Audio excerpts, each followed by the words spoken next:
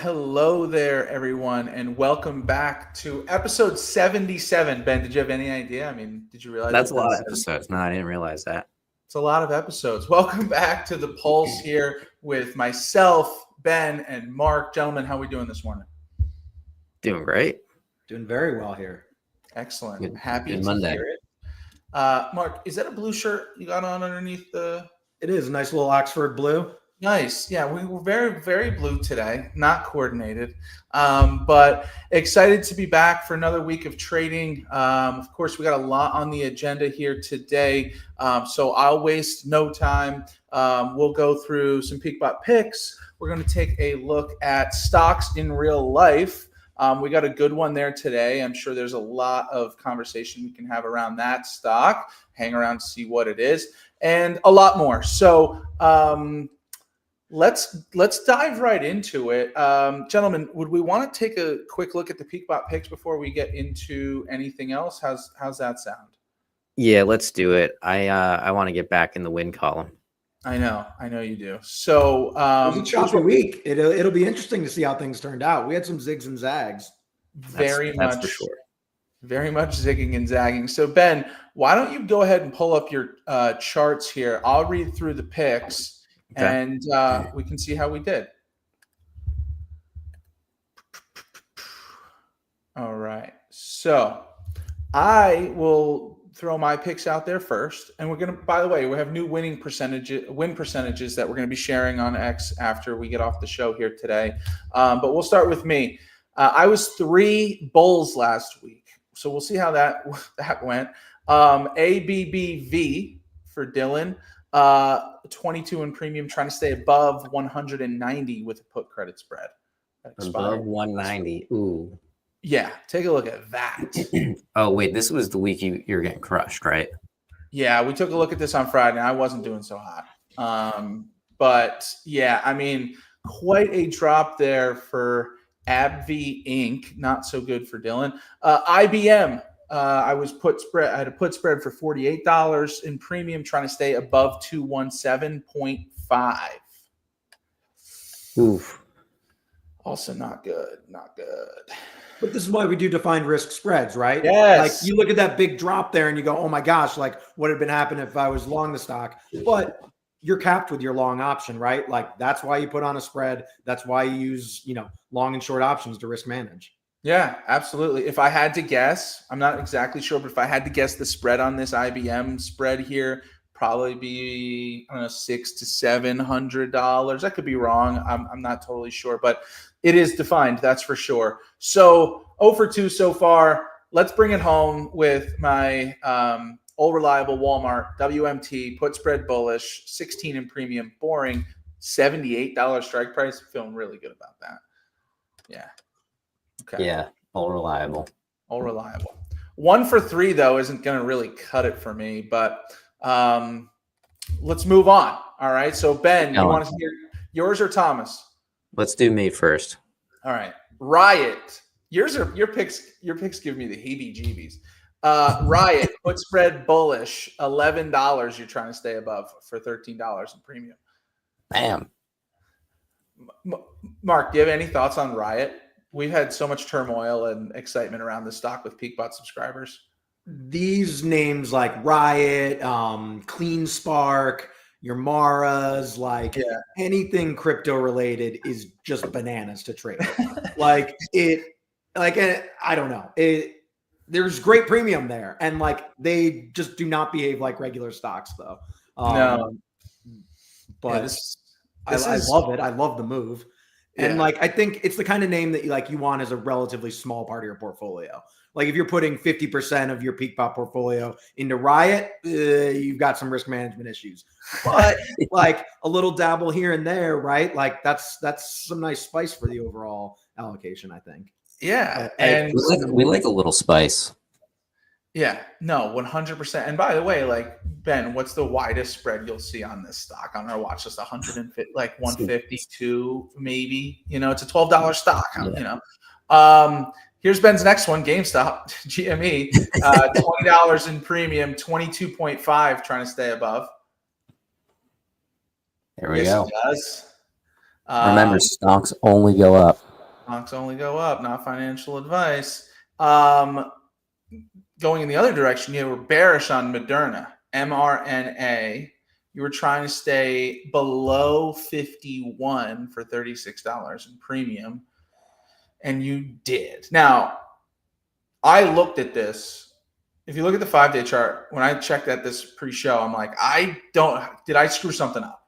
I'm like, is this strike incorrect? But it's not. Started the week at what, $48? Something like that. So not a fun week for Moderna, but a fun week for anybody who had a call spread on it. And that puts Bennett 3 for 3 on the week. So worst case scenario, he's going into a rock, paper, scissors tiebreaker with YT. So let's see how Thomas picked. He had 3 bears. Thomas has the most annoying. I hate going up against this in this competition with you too. Thomas came in. He knew what he was doing. One of his picks is actually the stock in real life that we're going to talk about today. So we'll round out with that. His first one is Coca-Cola, KO, bear spread, call spread on Coca-Cola, 65 he's trying to stay under. Did so. $14 in premium there. Pepsi, bearish, 35 in premium, trying to stay under 167.5. Yep. And he does. Choppy stock, man. That's the year on Pepsi right there. That's all over the place. That's a wild ride. I feel like we're trying to last 8 seconds in a rodeo there. I feel like Pepsi should be more stable. Anyway. And the last stock, so Thomas 2 for 2, heading for the tie here. Stock we're going to talk more about on today's show is Target, TGT, bearish, trying to stay under 155, and he did. So right. Thomas and Ben are tied. There will be a rocks, paper, scissors on Friday on the live show at 11:55 Eastern. So tune in. But this is going to shape out nicely. We're going to have our win rates right now. Thomas, although on the weekly leaderboard, at least after week 7, was in 3rd place from a win-loss format, his win rate was the highest. He's got about an 85% win rate. Ben, you have an 80% win rate without these today being taken into consideration. I think I'm floating around 75% somewhere. So keep tuned on all of this, but maybe do we want to jump right in to stocks in real life with Target on screen, or what do we think? Yeah, let's we can get into stocks in real life. Okay. Got a nice slide built out. Yeah, I guess let's start talking about like what's our I feel a certain way about Target because I'm loyal to Walmart because it's right across the street. But I want to know what your guys' thoughts are. Well, what was the famous families from Romeo and Juliet? The Montagues and the Capulets. Yeah. Wow. I was going to say the Hatfields and the McCoys, but I think that's a different fable. Well, I would say Ben and I are on the opposite sides. We're those families. If he's loyal to Walmart because you have one within what? If you don't hit a red light, you're there in 22 seconds. You hardly have to accelerate your vehicle. I can walk there. Yeah. Yeah, I can go like this on my gas pedal. Yeah. And I'm there. And it's the same thing for me in Target. So I am so loyal to Target. I'm at Target 3 to 4 times a week, which is good and bad. You know, not the cheapest store. Certainly convenient. Has a lot of things. I'm not doing my grocery shopping at Target, but I'll get anything else at Target. I don't know, Mark. What do you think? You got which one's closer to you?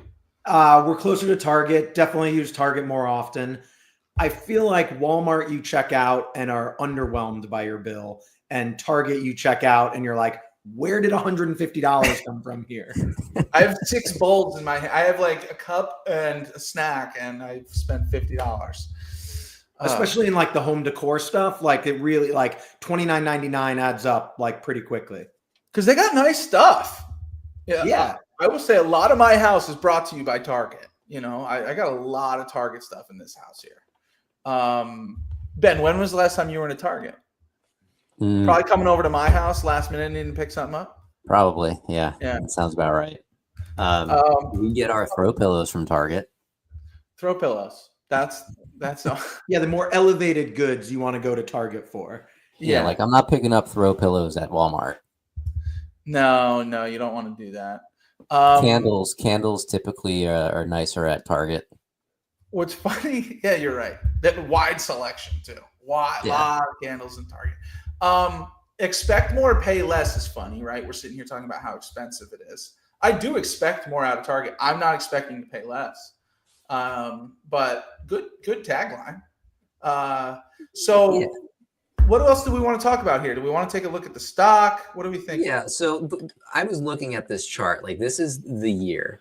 And, we'll have a little head-to-head right now. We look at Target, then we look at Walmart for the year. Now look at Walmart's trajectory. God, I love that stock. And then you got to look at Target's trajectory.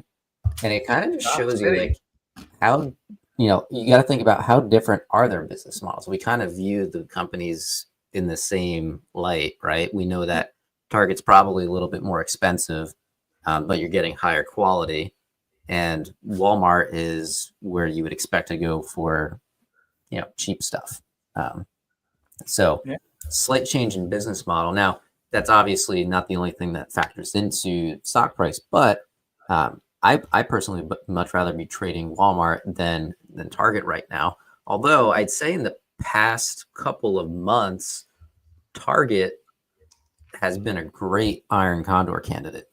I've been trading really tight in this range of like 150-ish to 160. If you're playing the 150 and 160 strikes really since the beginning of September, so the past 2.5 months, I'm sure you're feeling real good about that now. But there's some like big gaps in this ticker here that you don't really see with a company like Walmart. Mm-hmm. So those are just some things that stuck out to me. Mark, what do you see here? I'm pulling up some vol charts, and the Walmart trade, or I should say Target trades at almost 50% higher vol. So like the current at the money 30-day vol in Walmart in Target is around 49 compared to like 32 in Walmart.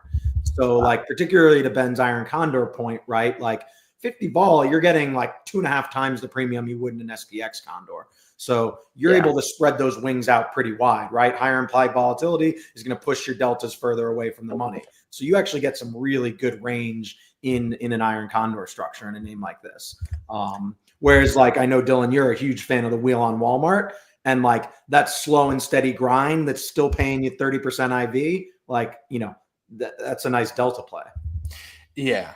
No, absolutely. And I was actually looking at it right now, Target on our watch list. Maybe Ben was looking at it too. First of all, they're reporting earnings on Wednesday.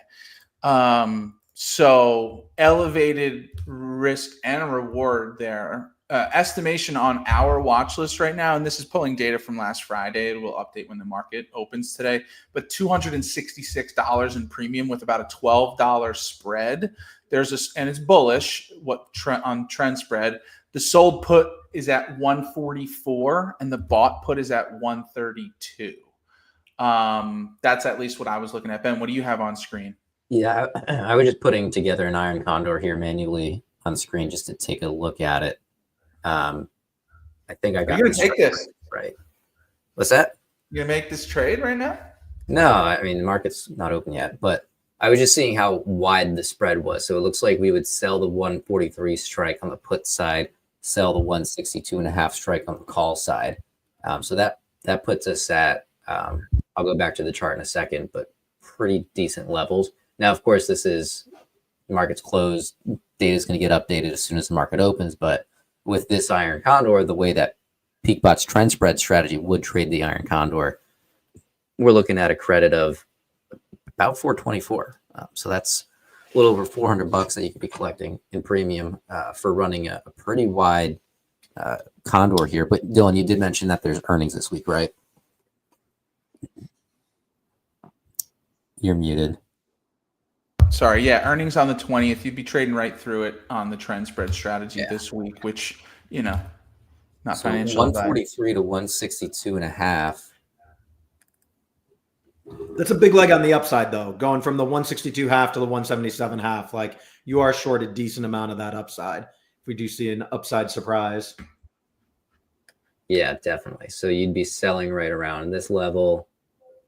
And then on the put side, what was it, 143? Right around here. Yeah, 144, at least on our watch list right now. Yeah, so right at the bottom of this channel that it's been trading at over the past couple months, And then same thing with I like those strikes.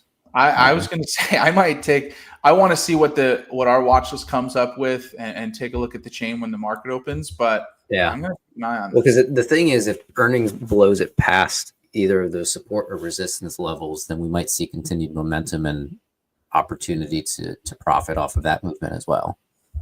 Yeah, and I was going to look at not on screen, we don't have to, but on TradingView, I like looking at their past earnings and how they've performed, if they've hit the mark, etc. It looks like their last earnings report, they were very, very under.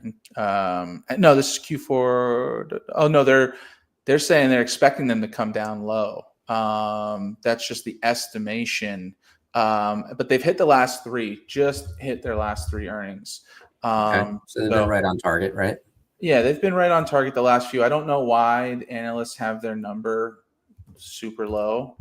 But anyway, yeah, so Target. I've traded this on trend spread a couple times because there is pretty good premium around it, as you can see the movement on the stock. So yeah, Ben, I think I had it pulled up on the right hand side. I can pull my screen up if you want me to. I'm happy to do that. What do you want to look at? Yeah, right there. Yeah. So that looks a little different than what I saw. Okay, so yeah. Maybe I was looking at the wrong thing. Cool. But yeah, there's some good information there on TradingView. And then you get the technicals as well as the analyst ratings here. So it's bullish right now, not super bullish. This is a really nice view to look at too with the next year projection here. Cool. So yeah, I like Target. Right. I'm going to keep an eye on it today. I might trade a Condor on Target. Who knows? Yeah, manually. All right, cool. Mark, any other thoughts on Target as a stock, as a business, as a social staple? The last story I have about Target is a trading story about Target, and it was the first stock that I ever saw a trader defy risk management in terms of hedging. And I was standing next to this guy. I was relatively new, and Risk gives him a call and was like, "What are your deltas in Target doing here?" And he'd done a trade in the crowd, and he didn't hedge it. And Target had like ticked a little bit away from him, and he wanted to wait for stock to come back before he hedged it, because obviously he'd be locking in a loss if he did it. Yeah. And it was the first time I ever saw Risk call someone and be like, "What are you doing? You need to get your delta hedge on right now." Wow. So like that will forever be seared in my memory when I walk into a Target. So, that story kind of made me think. I have a Target story. I don't know if Ben knows where I'm going with this. I'll keep it very brief. I met a celebrity in my local Target. I ran into one of the Jonas brothers in my Target. He lives locally. I think it's Kevin Jonas, and his family, lovely people. We were in the same aisle. I was going for my EL Fudge double stuffed cookies, and they were also in the same snack aisle. And their daughter, this is in COVID, by the way, they have masks on, but my wife recognized them immediately. And daughter dropped one of her things, like right after I picked it up. I interacted with the Jonas brother in a Target. So that's my Target story. Anyway, Ben, beat that. You got any cool experiences at Walmart? I don't know if you're running into Kevin Jonas at Walmart. That's all I'm going to say. No shot. But one of my neighbors nearby works at the Walmart, so I see him every now and then. Local celebrity. That's right. Walmart has created a ton of local celebrities, I would say, virally on the internet, more so than Target. But anyway, excellent. Great segment. Let's keep the show moving here. I don't know if we are prepared for this week because this is kind of a new segment, but I think we wanted to review our results. So I think maybe this week going into next week, we'll come up with some templates or something that we could pop our results into to make them look nice and pretty. So tune back in next week and we'll go over our personal results, and then maybe Mark's got some aggregate results that he can share from the new service that he is offering via PeakBot bots. So if you haven't heard about that, and you like using PeakBot's bots, but you've been thinking, I'd rather somebody choose the stocks for me, or I'd rather somebody manage my bots. Well, now you can do that through our partnership PeakBot's partnership with Harvested Financial. You can go to usepeakbot.com/harvested and get signed up so that way Mark and Harvested Financial can manage your accounts using PeakBot's technology. So if you go to the URL on screen, usepeakbot.com/harvested, you can get all of the details you need. You can do some reading here. You got frequently asked questions. You've got a fee slider, so you can see how much this would cost you. We aim to stay competitive, very competitive with the industry. And something that we are able to do because of our bot technology is we're able to service smaller accounts than historically the industry has been willing to service before. The minimum account size is just $10,000. You got $10,000. You want a professional. You want Mark himself to manage your accounts. You can do that. You can sign up, and we can get you going here. There is a wait list currently, so get your name on that wait list. We are onboarding a chunk of people every week. Right now, it's looking about 10 people per week as we smooth out the onboarding process. After that's smoothed out, it'll go a lot faster. If you want to skip the line and get onboarded ASAP, bring a friend. We love referrals, so bring a friend. You guys can skip the line, and we can get you started as soon as today. So, any comments on that, guys? Yeah, it's been going great so far. We've got our first couple batches of clients that are in live trading, and it's exciting to see. It's been, I'm a big Iron Condor fan, and it's been a particularly fortuitous time for that early on here. Certainly not financial advice, but, it's been rolling along, and, excited to have more clients here because I think this is a pretty incredible opportunity, and it's really unlike anything that I've seen in the advisory space, options or not options related, right? I think this combination is an incredibly unique, offering. Yeah, we're very excited about it. Our clients, a lot of PeakBot subscribers had come to us over the years saying, hey, can you just pick these stocks for me? Can you manage it? No, we cannot. We are not licensed to do so. Mark and Harvested Financial can. So very excited. Use peakbot.com/harvested. Get signed up. Move up the wait list by referring a friend. What else? Cool. Let's keep rolling. We've got a new segment. We talked about adding this segment last week, and we did have a suggestion on what the topic should be, and we're going to cover that today. But the new segment, I don't know what we're going to call it, but it's a learning segment. If anybody has any ideas for names, pop them in the chat.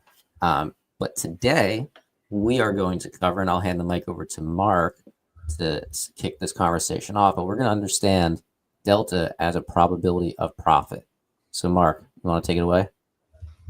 Yeah, sure. So this is a good one because I think delta, all the different Greeks are interesting in their own different dimensions, of course. But if you really had to pick one, it would probably be delta. Like if you only had one indicator that you wanted to, kind of get a lens into what, this option's sensitivity is, delta useful in a couple really important in different ways. So just you have here the 101, like what is delta? And delta, kind of the point of the segment is that delta can be framed in a couple different ways.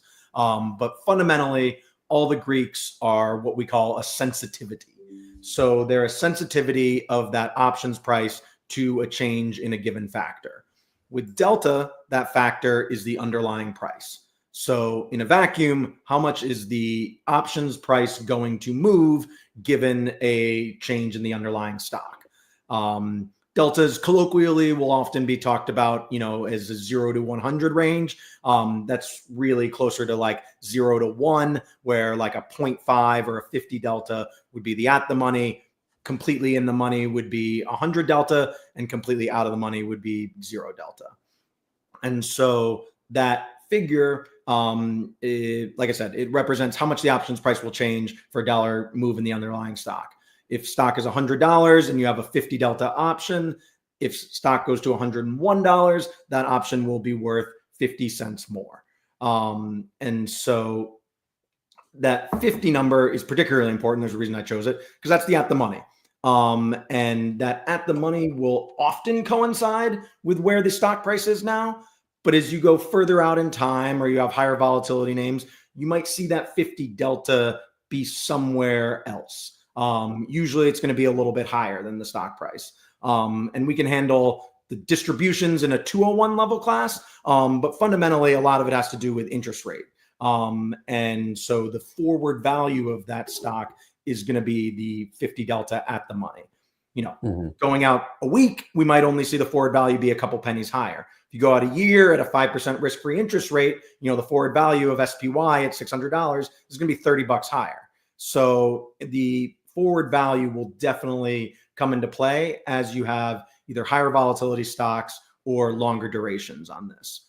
And so that's interesting, within this lens of probability of profit, because if you start seeing your deltas a little bit higher, that's going to inform where the risk-free rate, where the market distribution thinks this outcome is going to land. So we trade a lot of weekly options around here, so like that forward level doesn't matter quite as much. But with highly negative rates, it'll come into play. If there's a dividend, that'll start mattering. So it is important to really kind of frame your strip of options based on what that expected forward value is going to be around expiration.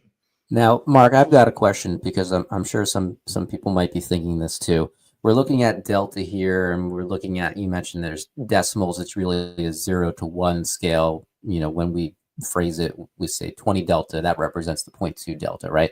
Now that's an approximation of the probability of profit there, but does that factor in the credit that you're going to receive from the trade as we're thinking about true profit on the trade? No, it does not. And so the when you think about like the delta can be framed in a couple different ways. Like the first is the moneyness. It can also be framed as sort of like the hedge ratio. But the third leg is, and this is kind of the probability of profit angle, is the probability of that option landing in the money at expiration. And so it's distinctly saying that, there's a roughly 20% chance. It's not exactly because of some like distributional things, but, for most intents and purposes, the 20 delta option has a 20% chance of landing in the money at expiration. Now, it can certainly touch that during the whole options life cycle. The probability of touching that level is going to be significantly higher than delta. It's usually roughly like double the actual delta. But at expiration, is this option, or what is the probability on the distribution of returns that this will be in the money? Got it. That makes sense. So when we've got people that are in their Tradier accounts manually looking to trade, if you're looking for delta, and I use delta all the time. Dillon uses delta. Mark, I know you use delta. When we're looking at a chain here, we've got these columns for delta on the call side and the put side. So when we're talking about this being on a 0 to 1 scale, these are the decimals that we're talking about. So on the call side, the 50 delta is right around this 152.5 strike. That's 0.491 there. And then on the put side, it looks like it's roughly the same strike. Now, the put side is going to have a negative number. The call side will have a positive number. And when we're just referencing the 50 delta, it doesn't matter positive or negative. Right. So, and one of the best things about delta is that it adjusts, and why it's so useful for strategy design, like why it makes sense to set iron condor levels or covered call levels based on delta is, well, actually all of the bots use a delta factor, right? The reason that's so beneficial is because it normalizes volatility environments. That a 1% move in SPY is different than a 1% move in Walmart. So is different than a 1% move in, what was the crypto stock we used earlier? It wasn't Riot. Riot. Riot. There we go. Like a 1% move in Riot is like the difference between 930 and 935. But delta normalizes for that volatility. And so the 20 delta option in Riot is going to be something like, it's probably going to be 20% out of the money. Whereas the 20 delta 1 week option in SPY might only be 3% out of the money. I'm shooting from the hip a little bit here, but broadly, the distribution curve, the log normal curve, as you increase that volatility, it's going to flatten that curve. And so those delta numbers that are going to be the cumulative distribution is going to go further and further out as that curve gets flattened. Same as if you squish it down in a really low volatility, the chance of even a 2% move in HYG is, zero effectively. So, you're going to have a really low delta for something like that. So when you're designing strategies, when you're implementing strategies, having a delta benchmark is great because it adjusts for the implied volatility environment. Yeah. And a lot of PeakBots, our core strategies, the wheel, iron, condor, our trend spread strategy, a lot of our strategies are floating between the 25 and the 30 delta for the most part. We have more strategies coming out that have even some lower deltas than that. But for the most part, our strategies with PeakBot and those that would be, Mark will be utilizing for, his clients is going to be, again, between that 70 to 75% win rate statistically on paper due to the fact that we're selling between the 25 and the 30 delta most of the time. So what else here? Yeah, I think that's a huge sweet spot. And like some of that's, call it that like 30 to 15 delta range. Some of that is anecdotal, but there are also some like second order Greek reasons why the second order Greeks actually become highest at that 15 delta range. So often that 15 delta acts as a little bit of a support because it's an inflection point in the Greek modeling. So, as you push towards the 30, you're going to get those meteor options, collect a little bit more premium. Whereas at the 15, I call that kind of whether upper or lower bound, because there still is interesting, exposures at that level. Whereas when you get really down to zero deltas, you're not collecting enough premium. It's, right. It becomes a tail distribution. So that 30 to 15 sweet spot, I think is good for a lot of reasons. Yep. And that's right where our bots fall. So when you are using delta, you need to decide for yourself how aggressive you want to be, right? And the closer to that, 50 delta means the closer you are to the money. When you start getting above that 50 delta, that means that if you're selling, at least, that means that you're starting your position in the money, which makes it, harder or lower probability statistically to actually profit off of that trade. When you're buying, different story. You're already starting in the money, which when you're buying, you want to be as in the money as you can get. However, you have to be mindful of the premium that you have to pay. So even if you're starting in the money, you're paying to buy that option, your position isn't necessarily profitable. So that position needs to go further into the money to profit. Yeah, I think that was a great overview of probability of profit. Again, it's kind of a proxy to, give you an idea of, hey, if I'm going to enter this trade right now, what are my chances, right? Like, what are my chances? And if you want to give yourself the best chances possible, you need to decide what sort of formula makes sense for you when considering the amount of credit you would earn and the delta that you'd be trading at. Find that combination that works for you, and it's a good proxy to use, in my opinion.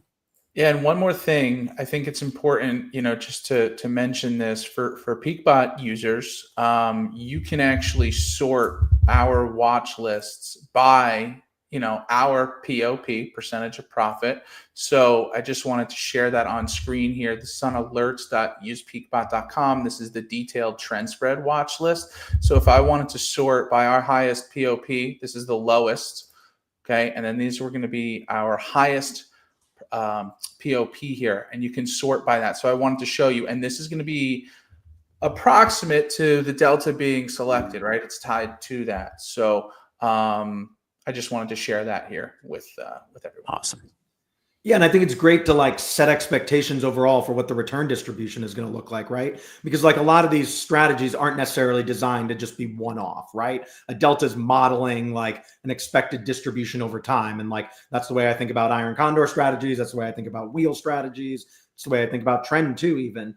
And so if you're going for those higher delta trades, you're going to get extra, you're going to get assigned or cross that spread more often. So you're going to see a lot more choppy results. But that said, you're going to be collecting a lot more premium because you're trading those very Greek rich options. If you go further out of the money, you're going to have a lot of small wins, whereas, one big loss, quote unquote. So what do you want that, kind of return distribution to look like is another expectation that your delta will set.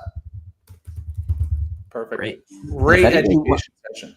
Yeah, I was going to say, if anybody wants to get more in depth with this and actually wants some sort of formalized coaching, Dillon and I do offer a masterclass that will go in depth into each of these columns on our watch list, one of which is probability of profit. So, Dillon, I don't know if we've got a link for that ready to go, but use peakbot.com/masterclass. We will be running a Black Friday, Cyber Monday special on that.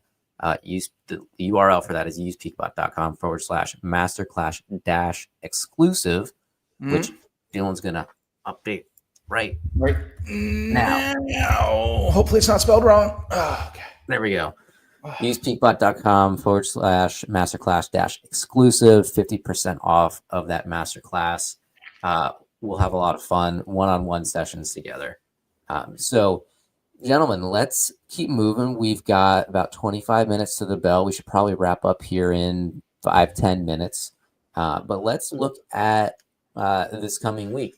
And what do you guys want to look at first? You want to look at the SPY economic calendar or SPY? SPY. All right. Give me 1 second. And we will get that ready. I just want to get the calendar ready for when we switch to that. If that's easier for you, we can do the calendar first. No. We're good. We're good. We've got the SPY here. So when we zoom in, I'm looking at the daily chart. When we zoom in here, we, of course, have the election. And that's what caused this jump up here. We saw a hot week coming out of the election. Last week, we pulled back. Now, this week, and as we can see pre-market, we're pretty flat. This week, it'll be interesting to see how things kind of pan out. I don't know if I'm at all comfortable saying, even though we'll always disclaim not financial advice, these are just our opinions. I don't know if I have a true opinion. If this might be one of the weeks where I'd say I'm going to be pretty neutral. I might not trade as much as I normally would trade, and let's see where the market goes. Sometimes the best trade is no trade, right?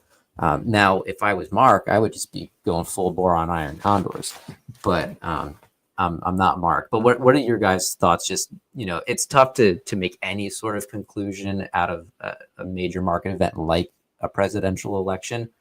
But when taking a look at this, what do you guys think? Hey, Mark. I'm going to be pretty boring and say you just got to keep grinding with what you got. My iron condors are on full bore. I think, across whether it's the aggressive or, conservative model portfolios that I have, that nothing particularly has changed here for me, that I think this volatility looks like normal realized volatility. And, even despite some of the chops last week, the amount of options premium that we're collecting, that's not a bad week at all. So I don't necessarily see this as being any different than that. And, just keep your risk in the right place. But this is as good as a market as any to trade. Yeah, for me, I went and adjusted my portfolio for this week on Thursday of last week because, a lot of our action happens on Friday with our strategies. So, for me, I'm coasting. Kind of like Mark said, I'm just going to be pushing through. I feel pretty go to the technical analysis, Ben. I just like to see it. I know it's not the Bible or anything, but I like to always look at it. I mean, again, we know that we knew we were going to see this just based on the last few weeks. But, for me, I think I'm moving forward. I have my condors on. I'm running 2 condors every day by QQQ, IWM. Those didn't do well for me last week, but I feel pretty good about them this week. I'm moving forward with trend spread. I got 5 or 6 different stocks on trend spread: Square, Roblox, Google, Triple M, J&J. These are stocks that I just end up looking at the charts at throughout the week, and I take a look at the watch list and I feel pretty good about it. Maybe one of our future education sessions to be named could be about beta, because when I'm not sure what's going on in the market, I'm just going solely off of stocks that I don't think are going to be at all correlated with whatever direction the market's going to be moving. Like, I don't actually know the beta on Walmart, but just looking at the chart versus everything else, I would say it's a pretty low beta. It likes to do its own thing. So that's kind of where I put my portfolio this week, just on stocks that I feel clear about, regardless of what direction the market may go. So that's where I'm at. Cool. All right, let's take a look at the economic calendar for this week. See what we've got going on. So I've got this filter for U.S. only high importance events. Nothing really of high importance this week. We got building permits tomorrow morning, which I never really factored that into my decision-making process. We take this off and we look at all events. The only one that stands out to me that I'll mention is on Wednesday, 1 p.m. Eastern, we have a 20-year bond auction. That is when our 0 DTE with max options trades is inactive. So that bot, the 0 DTE bot, on Wednesday will be inactive. And then other than that, nothing really that sticks out to me for the rest of the week. So it'll be interesting to see the trend that forms. I'm excited, of course. I will be trading condors throughout the week. But in terms of choosing direction, which is something that I typically like to try to do with trend spread, right? Like, if I think that the market's going to go up, we've got a lot of positive beta stocks with a bullish trend, then I'll probably lean into that. But as right now, I'm not too sure. So, excellent. Well, tread lightly. Let's see what kind of trend is forming this week. I feel pretty good about it. The market's been good to me these last few weeks, regardless of everything else going on. I've been trying to stay relatively, keeping it at arm's length. I'm checking once a week. I'm making changes about that often. But excellent. So what else do we want to review here, gentlemen? If not, maybe start wrapping up. Yeah, I'd say let's wrap up. We got about 15 minutes to the bell, unless you guys had anything pressing that you wanted to talk through. I think next week we will, next week we'll be prepared for showing our results. I know a lot of people are interested in seeing, hey, you guys do all this talking about your bots and everything, but how are you actually doing? We go live a lot, guys, so just tune in and we'll show you. But for this show in particular, we'll kind of make it look pretty and come to the table with some results here. But overall, I think great show. Great show. Couldn't agree more. Mark, any closing words from you? Iron Condor and keep on. We got to get that on a shirt for you. Ben, we need to give you, I think for Christmas, I'm going to be dedicating my gifts toward PeakBot gear and fun hats and shirts to be wearing on these live shows. That's what I'm going for. But anyway, when do you guys normally stream? Great question, Stent, and a great way to tie into the exit of this show here. We go live Mondays here, 8:30 a.m. Eastern on our socials, YouTube, Twitter, as well as the Tradier Hub. We go live on the same platforms every Friday at 11:55 a.m. Eastern, just shy of noon. And then Ben and I go live, I don't know, it seems like almost every day we're trying to find times to go live. Turn your notifications on, and then you'll get notified when we go live. But we have been going live for the last 15 minutes of the market every day for some SPX lotto plays. Yeah. That's just for fun. Yeah, just for fun, for sure. Ben's had your up and downs there so far. Expected, but of course. Very cool. All right. Well, thank you so much for tuning in. As always, if there are any questions or anything that you need, don't hesitate to reach out. We are here to help. And again, use PeakBot.com. We got too many banners here, truthfully. I got to get rid of some of this stuff. But use PeakBot.com/harvested to get signed up and get on the wait list for your professionally managed portfolio from Mark and Harvested Financial. Thank you so much. And as always, we'll see you at the peak. Take care, everybody. Cheers.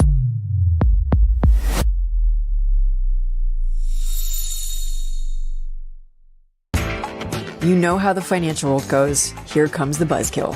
Please make sure to take some time to read this boring disclaimer. We will owe you one.